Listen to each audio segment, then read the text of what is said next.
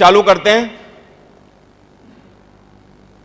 सबसे पहले मैं आपको अपनी शुरुआत बताना चाहता हूं कि किस तरीके से मैं इस बिजनेस में आया, मैंने किस तरीके से यह काम किया, और बहुत शॉर्ट टाइप में मैं आपको वो बताऊंगा क्योंकि ज्यादातर लोग सुनते रहते हैं। मैं सबसे पहले शुरुआत की as a secure life advisor. उससे पहले एक साधारण सा टीचर था, प्राइवेट टीचर था, और मैं प्राइवेट टीचिंग किया करता था। कितने लोग टीचर हैं हम में से? कभी ना कभी पढ़ाते होंगे, या कभी पढ़ाया होगा, या अभी भी पढ़ा रहे होंगे, या पढ़ाने की फिराक में होंगे, पढ़ रहे होंगे और सोच रहे होंगे कि पढ़ाएंगे कभी, है ना।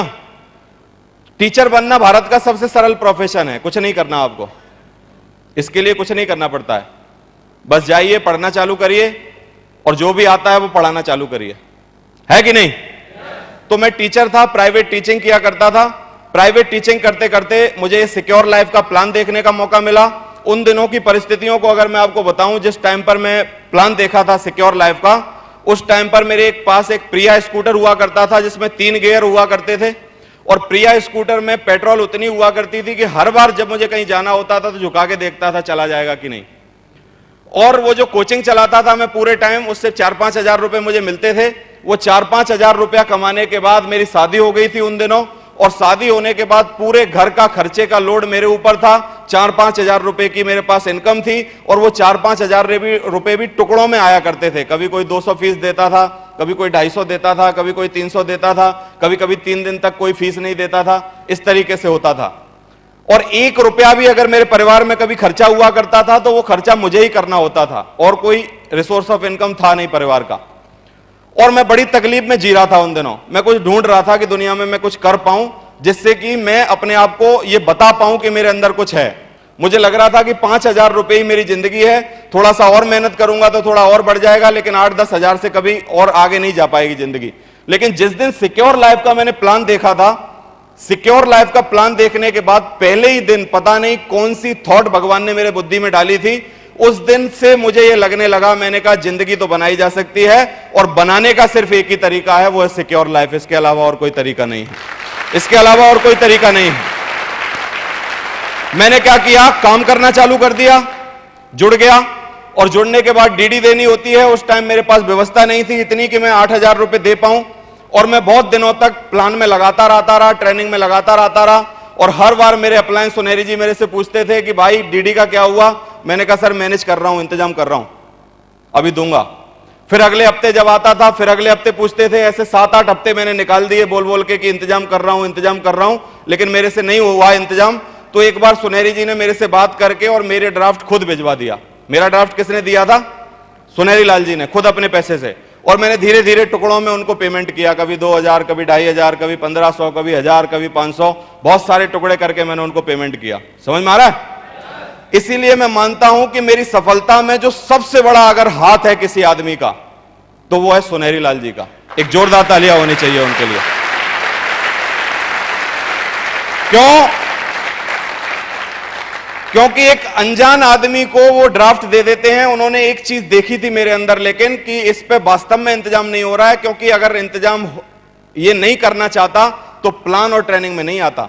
लेकिन मैंने जिस दिन प्लान देखा था, उस दिन के बाद ना तो कोई प्लान छोड़ा था, ना तो कोई ट्रेनिंग छोड़ी थी, लगातार मैं जाता था, और मुझे कंसेप्ट समझ में आ गया था। मैं इस चीज से प्रभावित नहीं हुआ था कि इतने सारे लोग काम कर रहे हैं तो मैं भी कर लूंगा, इतने सारे लोग तरक्की कर रहे हैं तो मैं भी कर लूंगा, 10 लाख लोग जुड़े हैं ना तो मैं भी कर लूंगा। ऐसे में प्रेरित नहीं हुआ था। मैंने जो कंसेप्ट समझा था उसकी वजह से मैं प्रेरित था कि एक आदमी अगर लोगों को बात करे और बात करने के बाद कुछ समझाए, और समझने के बाद अगर उनको बात समझ में आ जाती है तो वो जिंदगी भर उसके लिए काम करेगा। मैंने कहा यार इतनी बड़ी ताकत है इस बिजनेस में। एक बार मैंने कुछ आपको समझाया, अगर आपको समझ में आ गया तो फिर आप जिंदगी भर मेरे लिए काम करोगे। दूसरे को समझाया, अगर उसको भी समझ में आ गया तो फिर वो जिंदगी भर मेरे लिए काम करेगा। मैंने कहा यार ये तो ताकत बहुत बड़ी है। क्या बात हो गई जो सब नहीं समझेंगे? क्या बात हो गई जो मैं जिसके पास जाऊंगा वो हर आदमी मेरे से मना करेगा कि ना मैं नहीं करूंगा ये काम? क्या बात हो जाएगी? अगर मैं 15 लोगों के पास जाऊंगा और एक हाँ कर देगा तो इसका मतलब वो 14 नहीं आए, लेकिन एक तो जिंदगी भर काम करेगा ना। और जो गरीब आदमी जो कि 4-5 हजार रुपए भी नहीं कमा पा रहा है अपना काम करके पूरे दिन में, उसको ये अपॉर्चुनिटी पता चल जाए कि सिर्फ बात करने से लोग तेरे लिए जिंदगी भर काम करेंगे, और लोग तेरे लिए जिंदगी भर काम करके तेरी जिंदगी बनाएंगे। आने वाले समय में तेरी जिंदगी इस तरीके की होगी, आने वाले समय में तेरे पास ये चीजें होंगी, आने वाले समय में तेरे पास ये सब कुछ होगा। अगर उसको ये पता चल जाए तो आप मुझे बताइए, क्या ये छोटी होप है क्या जिंदगी बनाने के लिए? हर आदमी एक होप के लिए काम करता है, एक आशा के लिए काम करता है। हर आदमी जो शुरुआत करता है वो एक आशा के साथ शुरुआत करता है। किसान जब बीज डालता है ना खेती में, तो वो उसको एक होप होती है कि इतने महीने बाद मेरे पास लहलाती हुई फसल आएगी। अगर ये होप उसको ना हो तो कोई बीज ना डाले, है कि नहीं? जब भी कोई आदमी कोई काम करता है, आज आप हाई स्कूल में पास होते हैं, आपको होप होती है कि मैं बीए करूंगा, इसके बाद मेरी नौकरी लगेगी और मेरा ये लाइफ स्टाइल होगी। जब आदमी एमबीबीएस में जाता है तो उसको होप होती है कि मैं जिंदगी में एक बार डॉक्टर बनूंगा। जब आदमी बीटेक करता है तो उसको लगता है कि मैं जिंदगी में एक बहुत बड़ा इंजीनियर बनूंगा। हर आदमी को एक होप है और उस होप के कारण वो लगा हुआ है। लेकिन विडंबना है हिंदुस्तान की, सिक्योर लाइफ में आने के बाद इतनी बड़ी होप देने के बावजूद लोग इस काम को छोड़ देते हैं, इस काम में ध्यान नहीं लगाते हैं और इस काम पे बिलीव नहीं करते हैं। आने के बाद मुझे जिस दिन में जुड़ा था उस दिन से मुझे बिलीव था, और मैं आपको फक्र से बोलता हूं, ये बात मेरे प्लानों से चेक कर लेना कभी भी और पूछ लेना। जिस दिन मुझे प्लान दिखाया गया है और आज का दिन है, एक आदमी ने बिठा के मुझे मोटिवेट नहीं। मैं जब इस बिजनेस में आया था तो उससे पहले कोई भी सपना नहीं हुआ करता था, लेकिन इस बिजनेस में एक्चुअली आने के बाद ही आदमी सपना देखना सीखता है, मैंने ये समझा है। इस बिजनेस में आने से पहले कितने लोग हैं आप में से जो इस बिजनेस में आने से पहले ये सोचते थे कि मैं रियल में कार खरीद लूंगा कभी ना कभी? आने से पहले देखो, आने से पहले, बिजनेस में आने से पहले क्या आपको विश्वास था कि आपके पास कार आ सकती है? मुझे तो नहीं था, ना मेरे पिताजी को था, क्योंकि उन्होंने ऐसी गली में मकान बनाया था जिस गली में कार आज भी नहीं मुड़ती है। क्यों? क्योंकि उनको यह पता था कि हम में कुब्बती नहीं है कार ला पाए, तो हमको क्यों ऐसा घर लेना जिसमें कार आएगी। समझ में आ रहा है कि नहीं? आदमी सपना एक्चुअली इस बिजनेस में आने के बाद देखना चालू करता है, और जिंदगी में बहुत बड़ी बात है कि अगर आपको सपना देखना और सपने को पूरा करना आ जाए। बताइए, क्या इस बिजनेस में दोनों चीजें करवाई जाती हैं कि नहीं? मुझसे अगर कोई बोले कि शर्मा जी एक लाइन में बता दो नेटवर्क मार्केटिंग क्या है, सिर्फ एक लाइन बोलना, एक लाइन के अलावा मत बोलना, और हमको सब बात समझ में आ जानी चाहिए कि क्या है ये बिजनेस। बताऊं एक लाइन में क्या है ये बिजनेस? ये बिजनेस है तेरे सपनों को जगाने का और दम लगा के पूरा कराने का।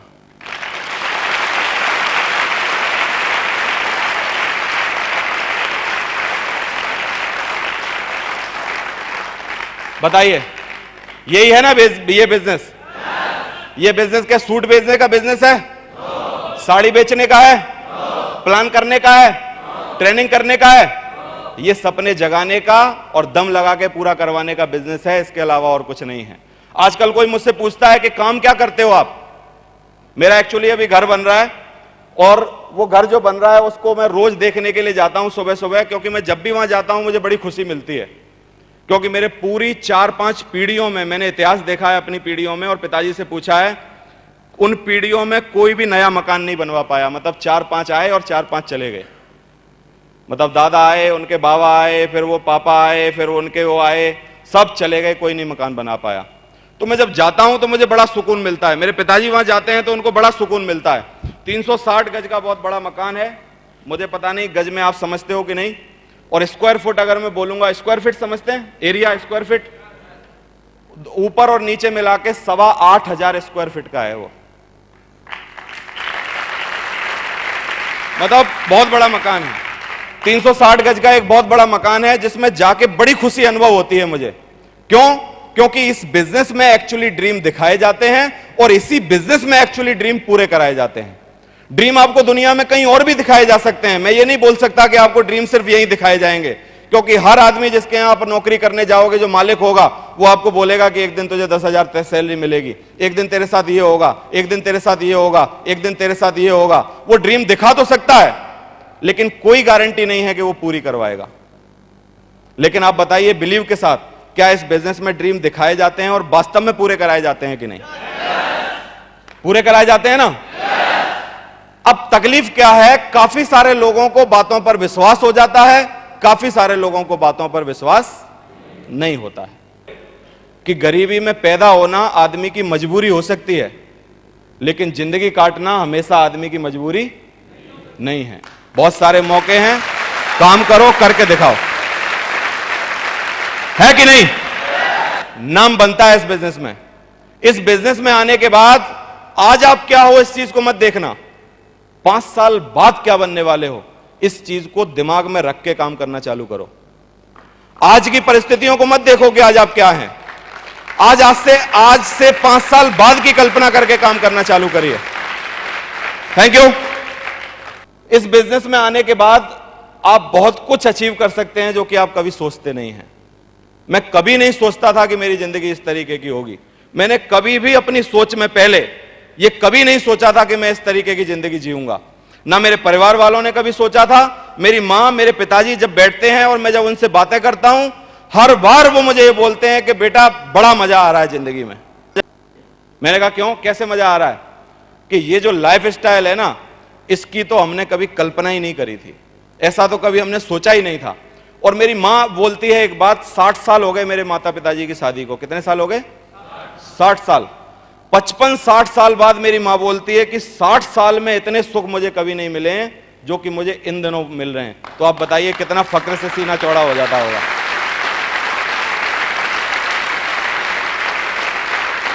Thank you. आप मेरी इन बातों पर ताली नहीं बजाएंगे तो मुझे अच्छा लगेगा, लेकिन ताली बजाने के बावजूद अगर आपने ये बातें दिल में नहीं बिठाई तो मेरा तो क्या कर लोगे, आपका भला कभी नहीं होगा। समझ में आ रहा है कि नहीं? ये सब बातें दिल में बिठाने वाली बातें हैं। आज आपको 4 लोग कोस रहे होंगे कि तू खराब काम कर रहा है, रिश्तेदार बोल रहे होंगे कि खराब काम कर रहा है। मुझे भी बोला जाता था, मुझे मेरे रिश्तेदार बोलते थे कि ये बेकार काम है, फालतू की चीजें हैं, बहुत दिन तक नहीं चलेंगी। और जब मुझे कुछ पैसा आने लगा, थोड़ा पैसा आने लगा, मेरे अचीवमेंट आने लगे, मैंने पुरानी कार जो मेरे पास थी, लोगन गाड़ी, वो जो ले ली थी, फिर मेरे रिश्तेदार बोलते थे कि अब थोड़ा पैसा आ गया, अब तो कोई ढंग का काम कर लो है। अब बताओ कैसे समझाऊं उनको कि इससे ढंग का काम धरती पे कोई है नहीं भाई, तू बता दे तो कर लूं, लेकिन इससे ढंग का बता। समझ में आ रहा है कि नहीं? उनको कैसे समझाऊं कि इससे ढंग का काम बता मुझे कौन सा है, वो करूंगा। इससे ढंग का काम कोई बताओ, अगर आपको पता हो तो इससे ढंग का काम बताओ। समझ में आ रहा है? इससे ढंग का काम धरती पर दूसरा कोई है नहीं।